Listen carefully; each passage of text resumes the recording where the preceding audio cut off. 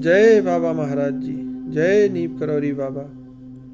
दोस्तों, मैं आप सभी को बाबा महाराज जी की एक और अद्भुत लीला सुनाने जा रहा हूँ। श्री राधे श्याम, जिनका फिरोजाबाद में सोने चांदी का कारोबार है, एक दिन सन 1955 में बिड़ला मंदिर दिल्ली में थे, जहाँ महाराज जी ठहरे हुए थे। उनकी सेवा में लगे रहे।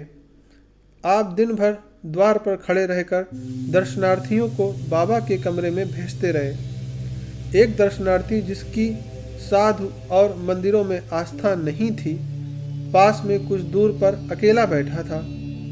राधे श्याम जी ने जब देखा कि रात हो चली, तो वे उसके पास जाकर पूछने लगे कि वह किसकी प्रतीक्षा कर रहा है। उसने उत्तर दिया कि बिड़ला जी ने उसे बाबा से मिलने को कहा है और वह उनसे एकांत में मिलना चाहता है। आपने उससे दूसरे दिन प्रातःकाल आने को कहा, पर वह घर लौटने को तैयार नहीं हुआ। जब आपने बाबा से सब बातें कहीं, तो वह बोले, उसे अपने कमरे में सुला ले, कल सवेरे बातें होंगी। दूसरे दिन प्रातःकाल ही बाबा ने उसे दर्शन दिए। वह बोला, मैं, मेरी पत्नी और एक पुत्र, इन 3 प्राणियों का हमारा परिवार है। मेरा लड़का सन 1947 से गायब है। मैं यह जानना चाहता हूँ कि वह जीवित भी है या नहीं।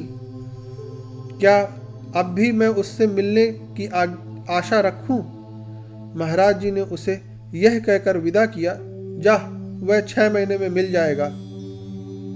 इसके 4 महीने बाद से ही वह व्यक्ति राधे श्याम जी को उनके फिरोजाबाद के पते पर बराबर नैराश्यपूर्ण पत्र भेजता रहा।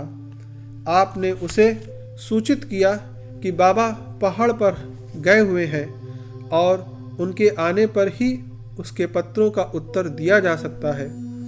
साथ में अनुरोध किया कि वह व्यर्थ पत्र भेजने का कष्ट न करे, क्योंकि अभी बाबा की बताई अवधि पूरी नहीं हुई है।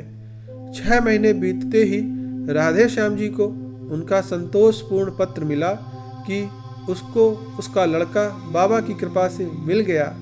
वह चंडीगढ़ में अध्यापक है। उसने बाबा का पता भी पूछा ताकि वह उनके पास जाकर उनकी कृतज्ञता का व्यक्त कर सके। ऐसे मेरे बाबा की लीला, ऐसे मेरे महाराज जी की लीला अद्भुत है, अनंत है।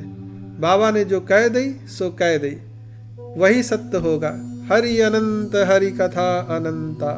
जय बाबा नीम करौरी, जय बाबा महाराज जी।